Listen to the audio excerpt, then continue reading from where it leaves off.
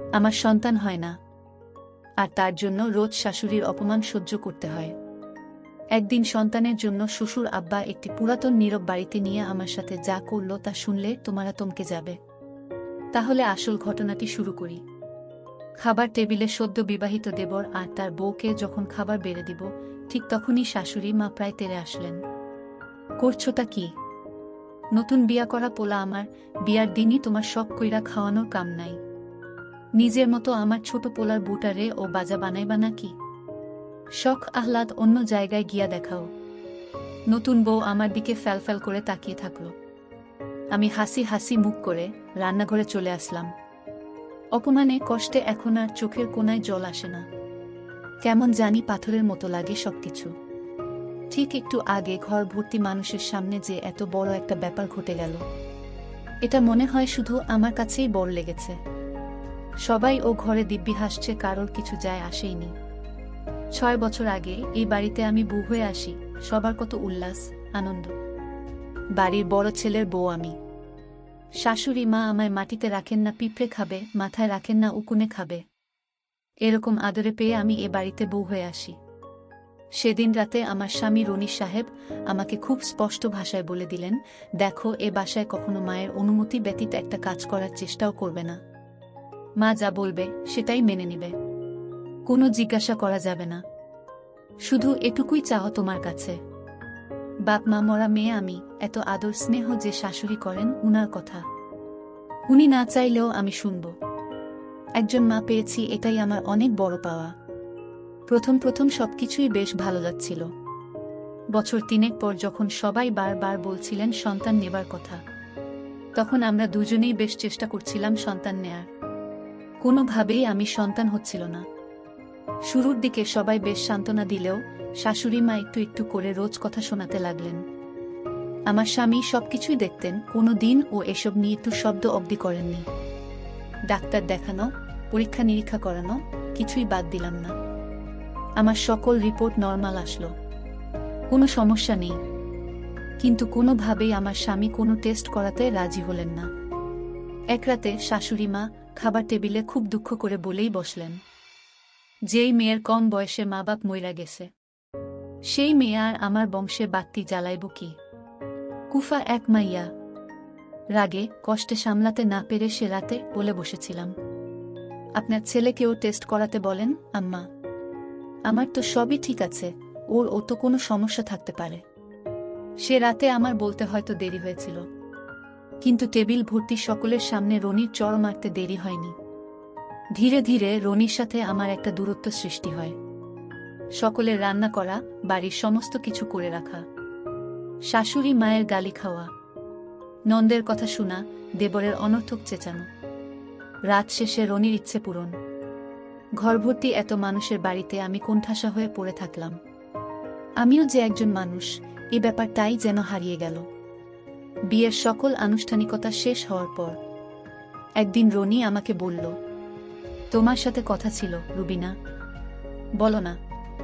আমি তোমার কথা শোনার জন্য কত আগ্রহ নিয়ে থাকি জানো তুমি। বলে ওকে যেই তার কাছে গেলাম, অমনি আমাকে ঝামটা মেরে সরিয়ে বলল, জানি না কিভাবে নিবে কিংবা কোথায় যেয়ে উঠবে। আসলে আমি তোমার সাথে আর সংসার করতে চাচ্ছি না। আগামী মাসে আমি বিয়ে করব। নিজের কানকে কোনোভাবে বিশ্বাস করাতে পারছিলাম না। অসহায়ের মতো ওর দিকে তাকিয়ে শুধু বললাম, সত্যি আমায় ছেড়ে দিতে পারবে তুমি? কোনো কথা না বলে রুম থেকে বের হতে হতে বলল, সব গুছিয়ে রেখো, কাল তোমার মামার বাসায় তোমাকে দিয়ে আসব। শাশুড়ি মায়ের পায়ের কাছে পড়ে ডুকরে কান্না করতে করতে বললাম, আম্মা বলেন না আপনার ছেলেকে আমায় না ছাড়তে। ও আম্মা, আমি কেমনে থাকবো ওরে ছাড়া? দেখো, তোমার কান্দন বাড়ির বাইরে গিয়া কাইন্দ। আমার পোলার এর দিনে সুমতি হইছে, তোমারে খাওয়াইয়া আর কত খাওন নষ্ট করুম আমরা। ঢঙের কান্দন এনে কাইন্দা লাভ নাই। শাশুড়ি মায়ের পায়ে পড়ে কান্না করতে লাগলাম। কিন্তু শাশুড়ি মা আমার এমন কান্না দেখে বলল, ঠিক আছে, আমি তোমায় এ বাড়িতে রাখবো এবং আমার ছেলেও তোমাকে রাখবে, কিন্তু একটা শর্ত আছে। সেই শর্তে যদি তুমি রাজি থাকো তাহলে আমি তোমাকে এ বাড়িতে রাখতে পারবো। মা, আমি জিজ্ঞাসা করালাম, মা, আমি আপনার সব শর্ত মেনে নিব? বলেন আপনার শর্তগুলো।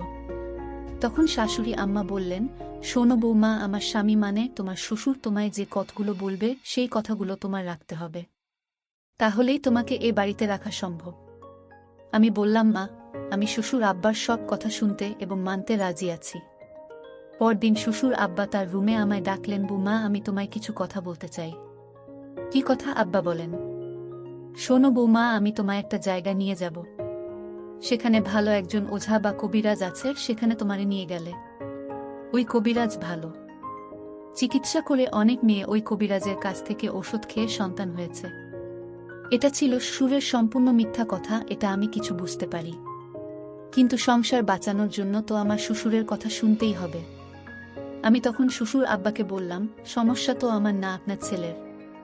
তাহলে আমাকে চিকিৎসার কথা বলছেন কেন?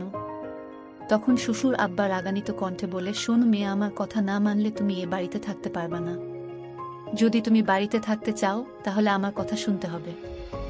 আমি কোনো উপায় না পেয়ে শ্বশুরের কথায় রাজি হলাম, কারণ এখানে আমার কিছুই করার ছিল না। আমি বললাম, ঠিক আছে আব্বা, আপনি যা বলবেন তাই হবে। তখন পরের দিন শ্বশুর আব্বা আমাকে নিয়ে রওনা দিলেন সেই কবিরাজের কাছে। আসলে সেখানে কোনো কবিরাজ থাকে না, এটা একটা পুরাতন ইটের তৈরি ঘর, ওখানে আমার নিয়ে গেলেন। আমি বললাম, আব্বা, এখানে তো কেউ নেই, এটা তো পুরাতন একটা ভাঙা বাড়ি, এখানে তো কবিরাজ কোনো রোগী দেখি না আব্বা। তখন শ্বশুর আব্বা বললেন, বৌমা, তোমার মোবাইল দিয়ে একটা ফোন করো তোমার বরকে। আমি রনিকে কল দিলাম। রনি বলল, তুমি ফোন দিয়েছ কেন? আমি তখন বুক ভরা কষ্ট নিয়ে বলেছিলাম, আমি তোমাকে ফোন দেয়নি, আমাকে ফোন দেওয়ানো হয়েছে। কে দিতে বলেছে? তোমার বাবা, মানে আমার সুর। তখন বলল, দাও বাবার কাছে। বাবা, তুমি কেন ফোন দিয়েছ? শোনো রনি, আমি তোকে ফোন দিয়েছি একটা বিশেষ কারণে, তুই তাড়াতাড়ি রমনমঙ্গল পুরাতন বাড়িতে আয়, একটু জরুরি কথা আছে। ঠিক আছে বাবা, আমি আসছি। তখন রনি বাবাকে জিজ্ঞাসা করল, কি কথা বাবা, বলো। শোন, আমার বৌমার ডাক্তারের সমস্ত রিপোর্ট ভালো, আমি নিজ চোখে দেখেছি। কিন্তু তুই পরীক্ষা করিসনি কেন? বাবা, তুমি আমাকে দোষারোপ করছো। হে, আমি তোকেই দোষারোপ করছি। বাবা, তুমি নিজের ছেলের প্রতি এমন অত্যাচার করতে পারো না। এটা অত্যাচারের কি হলো? আমি কিছুই তো বুঝলাম না। আমি সব বুঝতে পেরেছি। সমস্যা আসলে বৌমার না, সমস্যা তোর। আর তুই যদি পরীক্ষা না করিস তাহলে আমি এই পুরাতন বাড়িতে তোরে বেঁধে রেখে যাব। আচ্ছা বাবা, একটা বিষয় বুঝলাম না। এই কথাটা তুমি তো আমায় বাড়িতেই বলতে পারতে, এখানে কেন? শোনো, বাড়িতে যদি জানাজানি হয় তাহলে তো তোর মা তোর বৌমার কাছে চোট হয়ে যাবে, তাই এর সমাধানটা এই পুরাতন বাড়িতেই নির্বে করতে চাই। কারণ আমি স্পষ্ট জানি বৌমা নির্দোষ, বৌমার কোনো সমস্যা নেই। এই কথাটা বলতেই রনি তার বউকে এখানেই তালাক দিয়ে দিলেন। বৌমা কেঁদে কেঁদে বলল, আমি এখানেই আসছিলাম তোমার সাথে সমাধান করে ঘরে ফিরে যেতে এবং সারা জীবন তোমার সাথে থাকতে। তুমি আমাকে ছেড়ে দিলে। এইদিকে এই কথা শোনার পর আমার শ্বশুর স্ট্রোক করে এখানেই মারা গেল। তখন আমি আমার এক রাশ কষ্ট নিয়ে চলে গেলাম। 6 বছর পরের কথা। আমার ছেলে সুহানকে নিয়ে আমি আর আবির হাসপাতালে গেছি টিকা দিতে। ওহ, আবির আমার দ্বিতীয় স্বামী, সুহান আমাদের ছেলে। হাসপাতাল গেটের বাইরে এসে দাঁড়াতেই দেখি আমার প্রাক্তন স্বামী রনি CNG খুঁজছেন। তার পাশে হুইল চেয়ারে বসা আমার প্রাক্তন শাশুড়ি আর রোগা পাতলা এক মেয়ে। মেয়েটি আমার প্রাক্তন স্বামীর বর্তমান স্ত্রী বোধ হয়। আমি আবিরকে নিয়ে একটু এগিয়ে যেয়ে আমার প্রাক্তন শাশুড়ির দিকে তাকিয়ে বললাম, চিনতে পেরেছেন কি না জানি না, আপনাকে এখন কি বলে সম্বোধন করব সেটাও আমার জানা নেই। এই যে সুহান, ও আমার ছেলে, 3 বছর বয়স, আর ও আবির আমার স্বামী। আপনাকে দেখে কথা বলার আমার বিন্দুমাত্র ইচ্ছে ছিল না। শুধু এটুকু বলি, আমি বাজা নই। আপনাদের ধন্যবাদ সেদিন বের করে না দিলে আজ আমি সুহানের মা হতে পারতাম না। আমার প্রাক্তন শাশুড়ি কান্নায় ভেঙে পড়লেন। আমার হাত ধরে বললেন, মাফ কইরা দেও মা আমারে। তোমারে ঘর থেকে বের করতে চাইনি আমি। তোমার শ্বশুরকে দিয়ে আমি তোমারে ঘরে ফিরিয়ে আনতে চেয়েছিলাম, কিন্তু আমার অবাধ্য সন্তান তোমাকে ছেড়ে দেওয়ার পর আমার এখন এই অবস্থা মা। আমার পোলার ঘরে এখনো কোনো সন্তান হয় নাই। তোমারে আমি ভুল বুঝছিলাম মা। হাত ছাড়িয়ে নিয়ে ওনাকে বললাম, কিছু ভুলের মাফ হয় না। ভালো থাকবেন আপনারা। আমার প্রাক্তন স্বামীর বর্তমান স্ত্রী মেয়েটার দিকে তাকিয়ে আমার বেশ মায়া লাগলো। দর্শকদের উদ্দেশ্য করে একটি কথা বলতে চাই, সন্তান দেওয়ার মালিক আল্লাহ, এখানে মানুষের কোনো হাত নেই। তবে আপনারা শুধু বউয়ের উপরে দোষ চাপাবেন না, কারণ এই গল্পে আপনারা বুঝতে পারলেন সমস্যাটা বউয়ের ছিল না, ছিল তার স্বামীর। আপনারা না বুঝে কখনো নিজের স্ত্রীকে ভুল বুঝবেন না। আজকের ঘটনাটি কেমন লাগলো তা কমেন্ট করে অবশ্যই জানাবেন। ভালো থাকবেন, ধন্যবাদ।